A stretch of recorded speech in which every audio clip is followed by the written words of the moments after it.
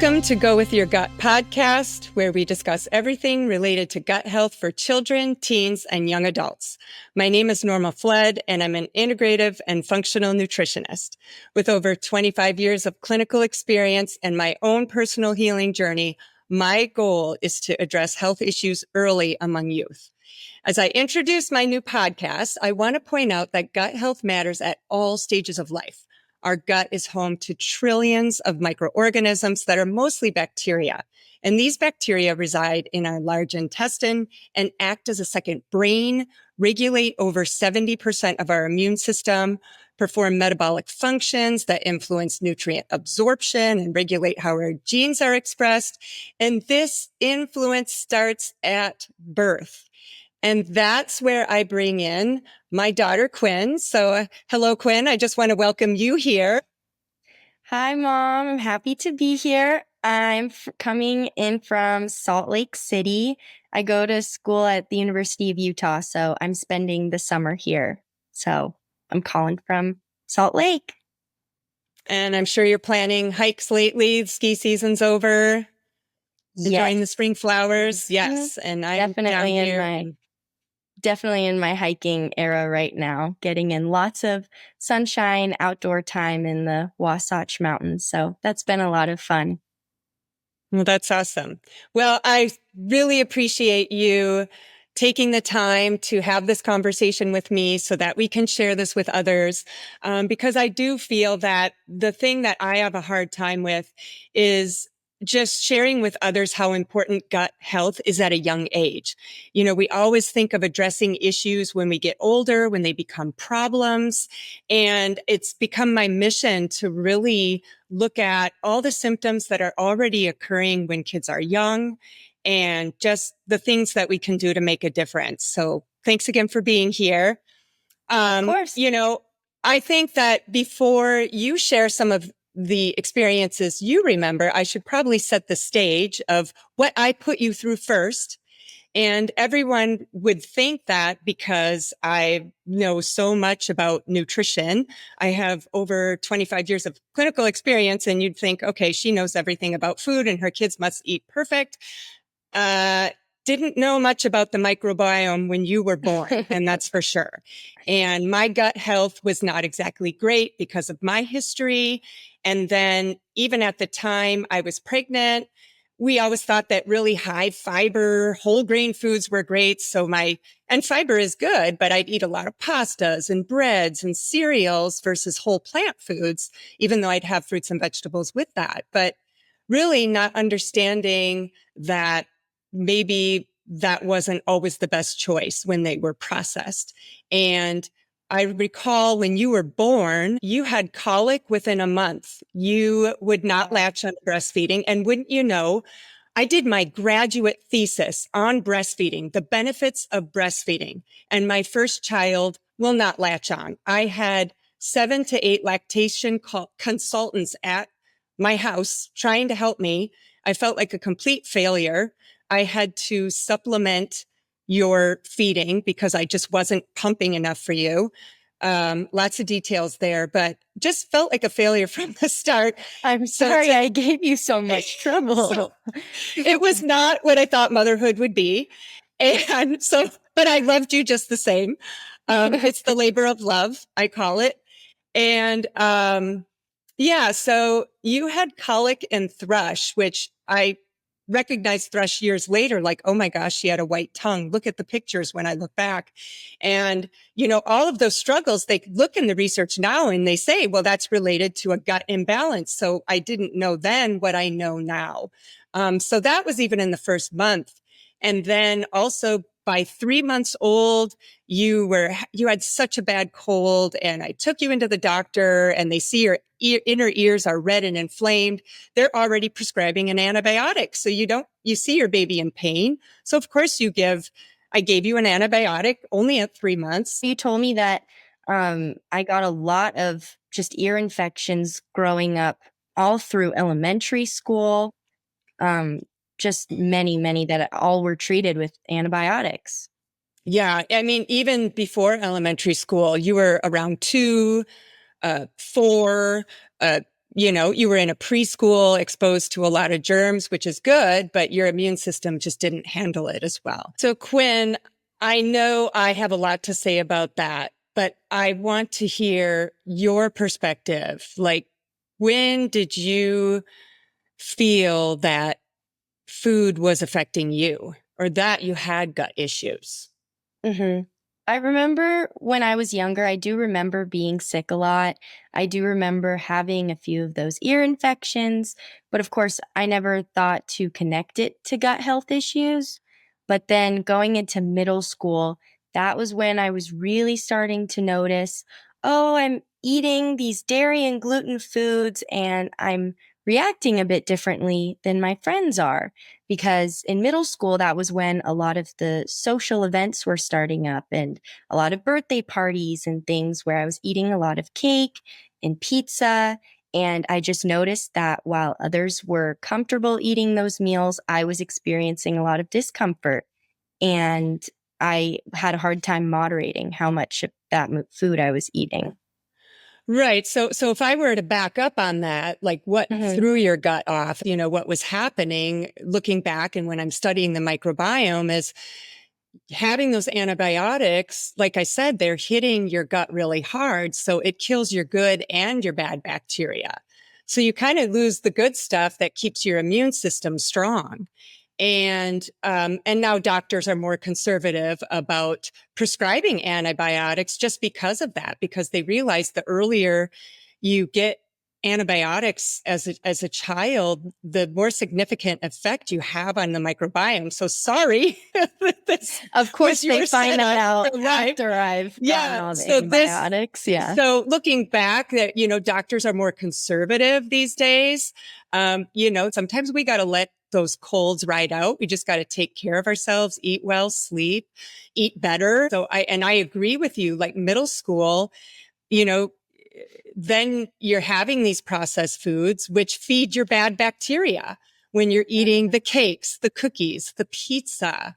How about the times, not only the parties, every time you carpooled, remember there was a mom like would always stop at Starbucks. What do you remember about the carpools? Like what were they Yeah. buying? It was all of those food situations where I was pressured to eat dairy and gluten. A lot of it was social situations where, I was in that carpool group coming home from middle school and we would want to get Starbucks. And of course, during that time, the trend, the fad was to get frappuccinos. And so we'd be trying all these different creamy coffee drinks with dairy and sugar. And it just became a regular occurrence. And then that goes the same for those birthday parties and social events where I just wanted to feel included. And so I would eat these foods just to, be able to eat what everyone else was eating. And it was hard to say no because of that. And it's hard for me to say no because having a background in working with eating disorders, I didn't want to be controlling your food.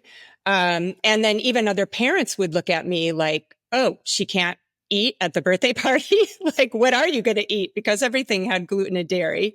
And it would be very awkward if you were bringing your own food. And then I even was in an uncomfortable position to say something to the parents. Can you please stopping at Starbucks? Or, it's a challenge. So I knew that my job was to really check in with how you ate and how that made you feel. Because ultimately I knew that you had to make that connection between food and how you felt, what symptoms you were having, because that is how you develop a positive relationship with food or an appropriate relationship with food.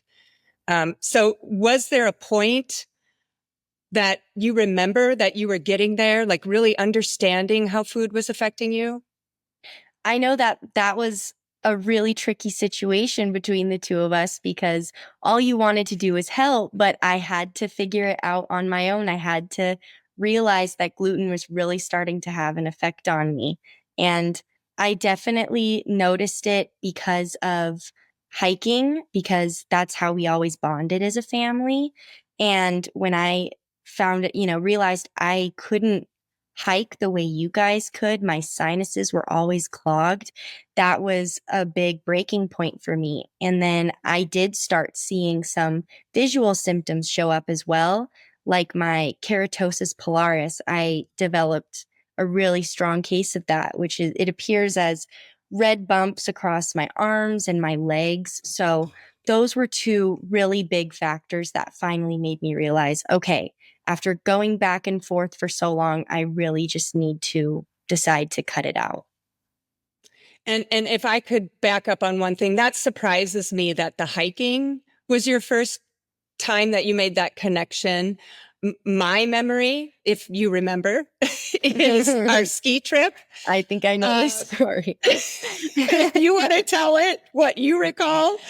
Well, I just remember I had been eating waffles a lot on that Every vacation day. because it was always, I would make all these exceptions to eat gluten. So when we were on vacation, it was, oh, I'm on a trip, I can eat gluten. So I do remember, when you go to one of, those hotels that has the free breakfast provided, you can make those waffles in the waffle maker. And so Every morning. You made one every morning that week. every morning.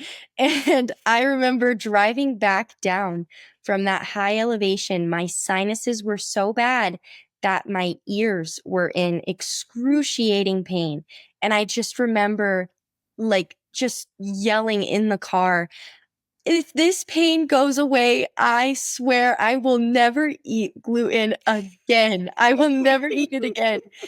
And I ended up going to the ER to get, my tonsils taken care of because of that. And what did I have the next morning in recovery? Pancakes. I had pancakes for breakfast because for me, I called it the gluten brain because whenever I was eating gluten, the idea of giving it up was just unfathomable. Like now I'm able to recognize that as, okay, it's the gluten talking. It's telling my body I want more. I'm craving more. But when I was still in that, still eating gluten, it was so difficult for me to give up. Well, I have two things to say to that. And one, there's now research just backing up to the last thing you mentioned, Quinn, was that people don't believe that you can actually have this that gluten has an addictive quality. And there are now tests to show when we have leaky gut that these proteins from especially gluten and dairy will cross the blood-brain barrier and they follow the opioid pathway. And they have clinical studies on that alone. When you have leaky gut, how these can have that addictive quality. But beyond that, what I recognize the reason stepping way back was my own healing journey with food, and why I studied the microbiome in the first place was my own food intolerances. And even though mine were connected more to pain and leaky gut, leaky brain, as we remember, the gut is also over 70% of our immune system. And when you don't have a healthy gut, the gluten and dairy tend to be more just rough on our intestinal walls and cross that gut barrier and cause more inflammation throughout the body. And in your particular case, what I recognize most is when you would eat really good at home, and we'd have some really good weeks where you were eating gluten and dairy free because I'm cooking and I even packed your lunches and everything. That and would so always you make have it these easier. periods of time, right, that you would feel better. And then we would be like, how come Quinn keeps getting sick every time there's special occasions or after an occasion, or we're on a vacation for a week? She's sick every time. Even dad, remember dad, just like, he would get very, very annoyed by that because looking back, it was such an obvious pattern. But it's just really difficult to point out at first. And, I was unlucky with the microbiome I was given, but I was lucky that you had that research so that we knew maybe we should look towards gluten and dairy as the issue. right. And everyone, I want to be clear that everyone has unique food intolerances, if they have any at all, right? I mean, for our microbiome, we want to eat healthy overall. It doesn't mean gluten and dairy free for everyone. Avoiding processed foods and high sugar and, eating more whole foods is good. And not everyone has the intolerance and has gotten to your level, but there's a lot of people with gut symptoms that sometimes you do have to take a break from a certain food. Sometimes you don't have to take a break forever. Sometimes you can heal the gut and add that food back in. I know in your case, we found it was more long term. Um, and my question for you is, so when you hit that point, when we go back to you were hiking, you notice that's it. I've had enough. I'm, I'm going to stop gluten and dairy on my own. Um, what what were the biggest challenges and did you really start to notice a difference? So I would say the biggest challenge is always the first month when I'm cutting out a food because I went through a similar process with gluten and dairy. And it's in that first month that, again, I have that my brain is telling me that I'm just craving that food. I need to have that food. But then further down the line, a couple months in, it starts to get better.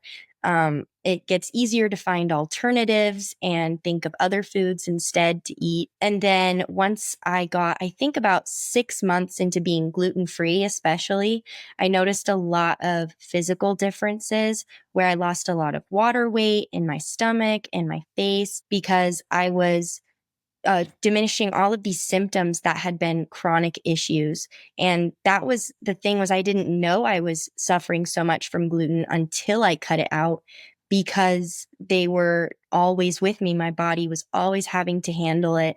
And so I thought, oh, I feel good. But it wasn't until I cut gluten out that I realized, oh my gosh, I could have felt this way. I could have felt so much better this entire time.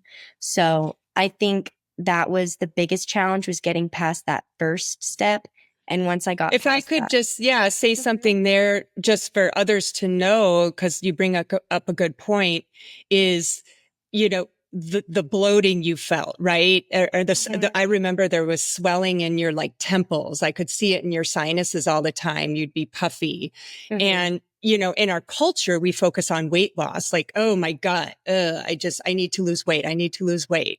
And it's sad, especially among kids when they're trying to lose weight or have a bad body image.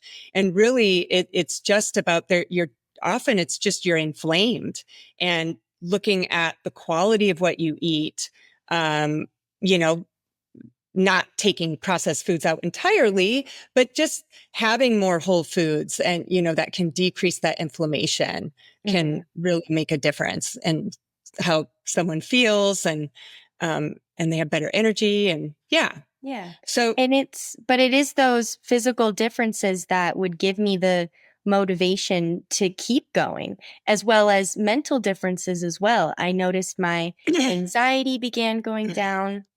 I actually felt less anger, which was really surprising. A lot of that went away. Again, I didn't even realize that I was struggling with temperament until I took gluten out. And so, my relationships with family and friends, it all improved a lot. And so then going into college, I didn't really want to eat gluten again because of all of those changes that I'd experienced. But then I did run into problems. Then I met new challenges going into college because of the dining hall food. That I think was a really big hump in the road that I had to get past. And while I didn't stick to being gluten free in that spring semester, looking back, I know that I could have gone gluten free for sure. right, because I remember when we visited Utah, we made sure there was a gluten-free, dairy-free. Um, uh, there was in the cafeteria. I remember it was called G8 or something like that, Hmm. and there was also Mexican food. I think there was Mediterranean. So, did you just get tired of the choices, or why was it hard to maintain? Hmm. I think what the issue for me was again just being around so many people for every meal, seeing them eat gluten and dairy. And I really think that made the gluten brain come back and think, oh, I want some of that, especially when my options were so limited. But I think for people going into their freshman year now should know that it is easy if you can find some grocery store options to fill up your mini fridge or even go to the pantry on campus to look for other options. It is possible. I just, again, fell into that trap because I was surrounded by so much gluten and dairy. Yeah, and especially you had Trader Joe's, you could hop on Mm. the little train and get stuff there, and you had a kitchen on your floor. A lot of dorms now are getting better about that. They have kitchens on every single floor that everyone can use. So I think at least you got through the dorms. But I think things did get easier, right? Once you had a place of your own, right? Did your own Yeah, shopping. they did. It got a lot easier once I was able to shop for myself and cook for myself. Since then, it has been really simple, especially because now grocery stores have so many alternatives. I think even if I was craving a cinnamon roll, I could get gluten-free cinnamon rolls from Sprouts. So Hmm. it's Oh, definitely a lot simpler now. I thought the good But ones were at Trader Joe's, but well, for cinnamon rolls, I definitely go to Sprouts. I okay. highly recommend, by the way. But it's also I'm also able to help out my roommates. I live with four girls now in a house. And one of them was telling me about some symptoms she was experiencing. She was having after eating gluten, um, foods such as pasta, bread, and ramen, and she didn't realize it was a gluten intolerance until I pointed out the fact that, hey, those are all foods really high in gluten. Maybe you should try maybe just a month cutting it out.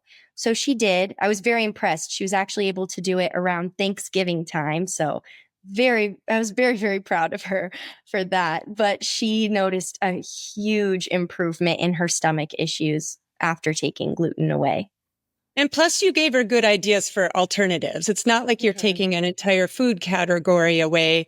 She tried Exactly. your gluten-free Mhm. breads. There's a ton of gluten-free pasta options. So you still get to enjoy those kind of foods. It's just they don't have that gluten protein that irritated her gut. So Exactly. yeah, And even eating out, I was able to show her ways that she could still go to places like In-N-Out and Chipotle. Love my Chipotle. It's very easy to find gluten-free options out there. So yeah. she's joined me on the gluten-free journey and she's been gluten-free, I think, 6 months now. So it's definitely been fulfilling being able to help friends that way. Yeah. Well, and as you shared, the process isn't perfect, but it does get a lot easier over time as you notice the benefits and, kind of rubs off on other people. And so thank you for sharing this story, your personal journey, Quinn, because I think it really can help other people maybe just tune into any symptoms they're having, trying to take a break from certain types of foods or less processed foods and finding healthier alternatives. And if you're really confused about what to do, you don't know what your symptoms might be connected to, there is testing out there. You can get stool testing, which will actually give you a picture of all of your good and more pathogenic types of microbes to let you know maybe how balanced your gut really is and how you might bring it back into balance. There are also food sensitivity testing options out there that allow you. It's different than the IgE, severe allergic testing.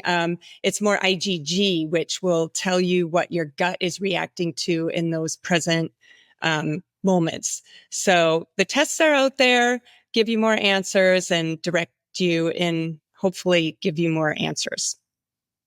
And so again, thank you. Thank you. Thank you. Thank you. Thank you so And, much. and what I want to tell my audience is I hope you did enjoy this first episode of Go With Your Gut. And I'm planning on sharing this more. If you have a story to share, please let me know. Reach out to me on YouTube. I have a website. It's normaflood.com, where I have a blog, and you can find my YouTubes posted there at Normal Flood. And I hope to see you live again soon. Until next time, be well.